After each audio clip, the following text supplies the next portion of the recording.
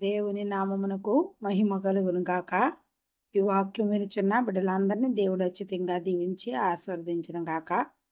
ఈ ఛానల్ని మీరు సబ్స్క్రైబ్ చేసుకోకపోతే ప్లీజ్ దయచేసి సబ్స్క్రైబ్ చేసుకోనండి. మార్కు సువార్త 6వ అధ్యాయము 46వ వచనం నుంచి చదువుకుందామండి. ఆయన వారిని వీడుకొలిపి ప్రార్థన చేయుటకు కొండకు వెళ్ళెను. సాయంకాలమైనప్పుడు ఆ దోణి సముద్రము మధ్య ఉండెను. ఆయన ఒంటరిగా మెట్టనుండెను. అప్పుడు వారికి గాలి ఎదురైనందున దోణి నడిపించుటలో వారు మిక్కిలి కష్టపడుచుండగా ఆయన చూసి రాత్రి ఇంచుమించు 4వ జామున సముద్రము మీద నడుచుచు వారి యొద్దకు వచ్చి వారిని దాటిపోవాలని ఉండెను. ఆయన సముద్రం మీద నడుచుట వారు చూసి భూతమని తలంచి కేకలు వేసిరి. అందరూ ఆయనను చూసి తొందరపడగా వెంటనే ఆయన వారిని పలుకరించి ధైర్యము తెచ్చుకొనుడి, నేనే, భయపడకూడని చెప్పెను. తరువాత ఆయన దోణి ఎక్కి వారి యొద్దకు వచ్చినప్పుడు గాలి అణిగెను. అందుకు వారు తమలో తాము మిక్కిలి విభ్రాంతి నొందిరి. అయినను వారి హృదయము కఠినమాయను గనుక వారి రొట్టెలను గూర్చిన సంగతి గ్రహింపలేదు. వారు అవతలకు వెళ్ళి గెన్నేసరెతు దగ్గర ఒడ్డుకు వచ్చి దరి పట్టిరి. వారు దోణి దిగిగానే జనులు ఆయనను గుర్తుపట్టి ఆ ప్రదేశమందంతటా పరిగెత్తుకుని పోయి ఆయన ఉన్నాడని వినిన చోటునకు రోగులను మంచముల మీద మోసుకుని వచ్చుటకు మొదలుపెట్టిరి. గ్రామముల్లోనూ పట్టణంలోనూ పల్లెటూళ్ళలోనూ ఆయన ఎక్కడెక్కడ ప్రవేశించినో అక్కడ జనులు రోగులను సంత వీధులలో ఉంచి వారిని ఆయన వస్త్రపు చెంగు మాత్రము ముట్టనిమ్మని ఆయనను వేడుకొనుచుండిరి. ఆయనను ముట్టిన వారందరూ స్వస్థత నొందిరి. 7వ అధ్యాయం చదువుకుందామండి. యెరూషలేము నుండి వచ్చిన పరిసయ్యులను శాస్త్రులను కొందరును ఆయన యొద్దకు కూడి వచ్చి ఆయన శిష్యులలో కొందరు అపవిత్రమైన చేతులతో అనగా కడగని చేతులతో భోజనము చేయుట చూసిరి. పరిసయ్యులను యూదులందరూ పెద్దల పారంపర్యాచార్యమును బట్టి చేతులు కడుగుకుంటేనే గాని భోజనము చేయరు. మరియు వారు సంత నుండి వచ్చినప్పుడు నీళ్లు చల్లుకుంటేనే గాని భోజనము చేయరు. ఇదియుగాక గిన్నెలను, కొండలను, ఇత్తడి పాత్రలను నీళ్లలో కడుగుట మొదలగు అనేక ఆచారములు వారు అనుసరించెడివారు. అప్పుడు పరిసయ్యులను శాస్త్రులను నీ శిష్యులెందుకు పెద్దల పారంపర్యాచారము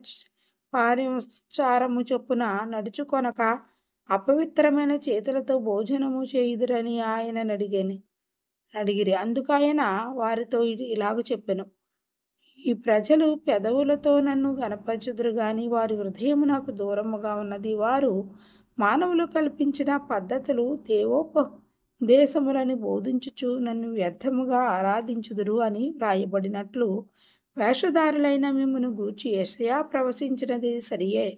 మీరు దేవుని ఆజ్ఞను విడిచిపెట్టి మనుషుల పారంపర్యాచారమును గైకొనుచున్నారు. మరియు మీరు మీ పారంపర్యాచారమును గైకొనుటకు దేవుని ఆజ్ఞను బొత్తిగా నిరాకరించుదురు. నీ తల్లిదండ్రులను గనపరచవలనియు తండ్రినైనను తల్లినైనను దూషించువానికి మరణశిక్ష విధింపవలననియు మోసే చెప్పెను గదా.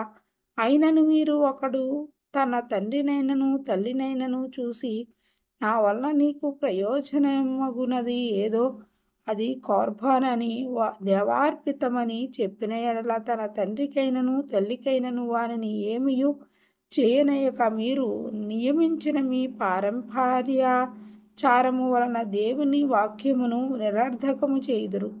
ఇటువంటివి అనేకములు మీరు చేయుదురని చెప్పెను. అప్పుడాయన జనసమూహమును మరలా తన యొద్దకు పిలిచి, మీరందరూ నా మాట విని గ్రహించుడి. వెలుపల నుండి లోపలికి పోయి మనుషుని అపవిత్రునిగా చేయగలిగినది ఏదియూ లేదు, కానీ లోపల నుండి బయలు వెళ్ళినవే మనుషుని అపవిత్రునిగా చేయనెను. ఆయన జనసమూహమును విడిచి ఇంటిలోనికి వచ్చినప్పుడు ఆయన శిష్యుల ఉపమానమును గూర్చి ఆయనను అడగగా ఆయన వారితో ఇట్లనెను, మీరును ఇంత అవివేకులై ఉన్నారా?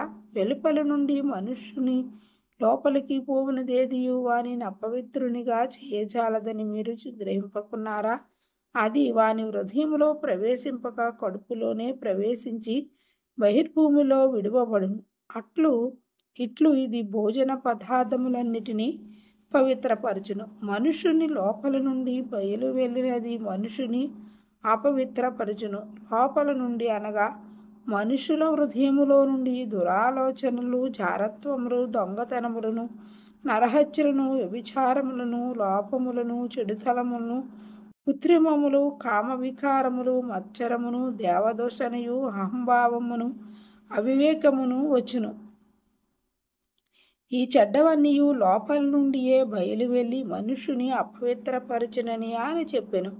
ఆయన అక్కడ నుండి లేచి తూరు సీదోను ప్రాంతములకు వెళ్ళి ఒక ఇంట ప్రవేశించి ఆ సంగతి ఎవనికిని తెలియకుండవలనని కోరెను. గాని ఆయన మరుగై ఉండలేకపోయాను. అపవిత్రాత్మ పట్టిన చిన్న కుమార్తె గల ఒక స్త్రీ ఆయనను గూర్చి విని వెంటనే వచ్చి ఆయన పాదముల మీద పడిన. ఆ స్త్రీ సురోపనీకయు వంశమందు పుట్టిన గ్రీసు దేశస్థురాలు. ఆమె తన కుమార్తెలో నుండి ఆ దెయ్యమును వెళ్ళగొట్టమని ఆయనను వేడుకొనెను. ఆయన ఆమెను చూసి, పిల్లలు మొదట తృప్తి పొందవలెను, పిల్లలు రొట్టె తీసుకుని కుక్క పిల్లలకు వేయుట యుక్తము కాదనెను. అందుకు ఆమె, నిజమే ప్రభువా, అయితే కుక్క పిల్లలు కూడా బల్ల కింద ఉండి పిల్లలు పడవేయు రొట్టె ముక్కలు తినను గదా అని ఆయనతో చెప్పెను. అందుకు ఆయన ఆ మాట చెప్పినందున వెళ్ళుము, దయ్యము నీ కుమార్తెను వదిలిపోయినదని ఆమెతో చెప్పెను. ఆమె ఇంటికి వచ్చి తన కుమార్తె మంచము మీద పండుకొని ఉండుటయు దెయ్యము వదిలిపోయి ఉండుటయు చూసెను. ఆయన మరలా తూరు ప్రాంతములు విడిచి సీదోను ద్వారా దెక్కపొలి ప్రాంతముల మీదుగా గలిలయ సముద్రమునొద్దకు వచ్చెను. అప్పుడు వారు చెవిడి గల నత్తివానిని ఒకని ఆయన యొద్దకు తోడుకుని వచ్చి వాని మీద చెయ్యి ఉంచుమని ఆయనను వేడుకొనిరి. సమూహములో నుండి ఆయన వారిని ఏకాంతమునకు తోడుకుని పోయి వాని చెవులలో తన వ్రేళ్లు పెట్టి ఉమ్మివేసి వాని నాలుక ముట్టి ఆకాశం వైపు కన్నులెత్తి నిట్టూర్పు విడిచి ఎప్పతా అని వానితో చెప్పెను. ఆ మాటకు తెరువబడిమని అర్థము. అంతటా వాని చెవులు తెరవబడెను, వాని నాలుక నరము సడలి వాడు తేటగా మాట్లాడుచుండెను. అప్పుడు ఆయన ఇది ఎవనితోనూ చెప్పవద్దని వారికి ఆజ్ఞాపించెను. అయితే ఆయన చెప్పవద్దని వారికి ఆజ్ఞాపించిన కొలది వారు మరి ఎక్కువగా దానిని ప్రసిద్ధి చేయుచు, ఈయన సమస్తమును బాగుగా చేసి ఉన్నాడు, చెవిటివారు వినున్నట్లుగాను మూగవారు మాట్లాడినట్లుగాను చేయుచున్నాడని చెప్పుకుని అపరిమితముగా ఆశ్చర్యపడిరి. 8వ అధ్యాయం చదువుకుందామండి. ఆ దినములలో మరి ఒకసారి బహుజనులు కూడి రాగా వారికి తిననేమియూ లేనందున యేసు తన శిష్యులను తన యొద్దకు పిలిచి, జనులు నేటికి 3 దినముల నుండి నా యొద్దనున్నారు, వారికి తిననేమియూ లేనందున నేను వారి మీద కనికరపడుచున్నాను. నేను వారిని ఉపవాసముతో తమ ఇండ్లకు పంపివేసిన యెడల మార్గములో మూర్ఛపోవుదురు. వారిలో కొందరు దూరము నుండి వచ్చి ఉన్నారని వారితో చెప్పెను. అందుకు ఆయన శిష్యులు, ఈ అరణ్య ప్రదేశంలో ఒకడెక్కడ నుండి రొట్టెలు తెచ్చి వీరిని తృప్తిపరచగలడని ఆయనను అడిగిరి. ఆయన, మీ యొద్ద ఎన్ని రొట్టెలున్నవని వారిని అడిగగా వారు 7 అనిరి. అప్పుడు ఆయన నేల మీద కూర్చుండుడని జనులకు ఆజ్ఞాపించి ఆ 7 రొట్టెలు పట్టుకుని కృతజ్ఞతాస్తుతులు చెల్లించి విరిచి వడ్డించుటకై తన శిష్యులకు ఇచ్చిన. వారు జనసమూహమునకు వడ్డించిరి. కొన్ని చిన్న చేపలు కూడా వారి యొద్దనుండగా ఆయన ఆశీర్వదించి వాటిని కూడా వడ్డించుటకు చెప్పెను. వారు భోజనం చేసి తృప్తి పొందిన మీదట మిగిలిన ముక్కలు 7 గంపల నిండా ఎత్తిరి. భోజనము చేసిన వారు ఇంచుమించు 4,000 మంది. వారిని పంపివేసిన వెంటనే ఆయన తన శిష్యులతో కూడా దోణి ఎక్కి దల్మనూతా ప్రాంతములకు వచ్చెను. అంతటా పరిసయ్యులు వచ్చి ఆయనకు బోధించుచు ఆకాశము నుండి ఒక సూచక క్రియ చూపుమని ఆయనను అడిగిరి. ఆయనతో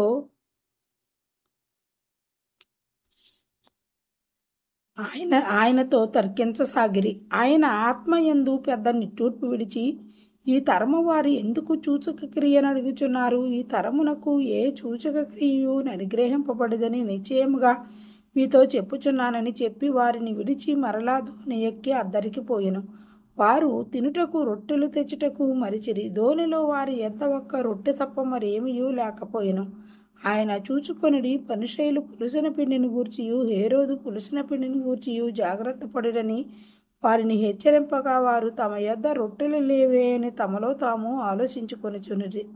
యేసు అది ఎరిగి, మన యొద్ద రొట్టెలు లేవే అని మీరెందుకు ఆలోచించుకొనుచున్నారు? మీరింకనూ గ్రహింపలేదా, వివేచింపలేదా? మీరు కఠిన హృదయము గలవారై ఉన్నారా? మీరు కన్నులుండియు చూడరా, చెవులుండియు వినరా, జ్ఞాపకము చేసుకొనరా? నేను ఆ 5,000 మందికి 5 రొట్టెలు విరిచి పంచిపెట్టినప్పుడు మీరు ముక్కలు ఎన్ని గంపల నిండా ఎత్తితిరని వారు అడిగాను. వారు 12 అని ఆయనతో చెప్పిరి.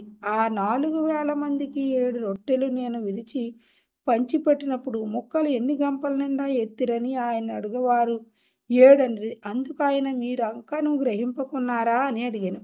అంతలో వారు బెత్సయిదాకు వచ్చిరి. అప్పుడు అక్కడ వారు ఆయన యొద్దకు ఒక గ్రుడ్డివాణ్ణి తోడుకొని వచ్చి వాని ముట్టవలనని ఆయనను వేడుకొనిరి. ఆయన గ్రుడ్డివాణ్ణి చెయ్యి పట్టుకుని ఊరి వెలుపలికి తోడుకొని పోయి వాని కన్నుల మీద ఉమ్ము వేసి వాని మీద చేతులుంచి, నీకేమైనాను కనబడుచున్నదా అని వారిని అడగగా, వాడు కన్నులెత్తి, మనుషులు నాకు కనబడుచున్నారు. వారు చెట్ల వలె నుండి నడుచుచున్నట్లుండగా నాకు కనబడుచున్నారనెను. అంతటా ఆయన మరలా తన చేతులు వాని కన్నుల మీద నుంచగా వాడు తేరి చూసి కుదర్చబడి సమస్తమును తేటగా చూడసాగెను. అప్పుడు యేసు, నీవు ఊరిలోనికి వెళ్ళవద్దని చెప్పి వాని ఇంటికి వానిని పంపివేశెను. యేసు తన శిష్యులతో పిలుపుదైన కైసరియా చేరిన గ్రామములకు బయలుదేరెను. మార్గములో నుండగా, నేను ఎవడనని జనులు చెప్పుచున్నారని తన శిష్యులను అడుగును. అందుకు వారు, కొందరు బాప్తిసమిచ్చు యోహాననియు, కొందరు ఏలియా అనియు, మరికొందరు ప్రవక్తల్లో ఒకడనియు చెప్పుకొనుచున్నారని. అందుకు ఆయన, మీరైతే నేను ఎవడనని చెప్పుచున్నారని వారిని అడుగరా? పేతురు, నీవు క్రీస్తు అని ఆయనతో చెప్పెను. అప్పుడు తన్ను గూర్చిన ఈ సంగతి ఎవనితోనూ చెప్పవద్దని ఆయన వారికి ఖండితముగా చెప్పెను. మరియు మనుష్య కుమారుడు అనేక హింసలు పొంది పెద్దల చేతను, ప్రధాన యాజకుల చేతను, శాస్త్రుల చేతను ఉపేక్షింపబడి చంపబడి 3 దినములైన తరువాత లేచుట అగత్యమని ఆయన వారికి బోధించనారంభించిన. ఆయన ఆ మాట బహిరంగంగా చెప్పెను. పేతురు ఆయన చెయ్యి పట్టుకుని ఆయనను గద్దింపసాగెను. అందుకు ఆయన తన శిష్యుల వైపు తిరిగి వారిని చూసి, సాతానా, నా వెనుకకు పొమ్ము. నీవు మనుషుల సంగతులను మనస్కరించుచున్నావు గాని దేవుని సంగతులను మనస్కరింపకున్నావని పేతురును గద్దింపసాగెను. అంతటా ఆయన తన శిశువులను జనసమూహమును తన యొద్దకు పిలిచి, నన్ను వెంబడింపగోరువాడు తన్ను తాను ఉపేక్షించుకుని తన సిలువనెత్తుకుని నన్ను వెంబడింపవలను. తన ప్రాణమును రక్షించగోరువాడు దాని పోగొట్టుకొనును. నా నిమిత్తమును సువార్త నిమిత్తమును తన ప్రాణమును పోగొట్టుకునివాడు దాని రక్షించుకొనును. ఒకడు సర్వలోకమును సంపాదించుకుని తన ప్రాణమును పోగొట్టుకొనుట వానికి ఏమి ప్రయోజనము? మనుష్యుడు తన ప్రాణమునకు ప్రతిగా ఏమి చేయగలుగును? వ్యభిచారమును పాపమును చేయు ఈ తరము వారిలో నన్ను గూర్చియు నా మాటలను గూర్చియు సిగ్గుపడువాడెవడో వారిని గూర్చి మనుష్య కుమారుడు తన తండ్రి మహిమ గలవాడై పరిశుద్ధ దూతలతో కూడా వచ్చినప్పుడు సిగ్గుపడునని చెప్పెను. దేవుడి వాక్యమును దీవించునుగాక. ఆమేన్.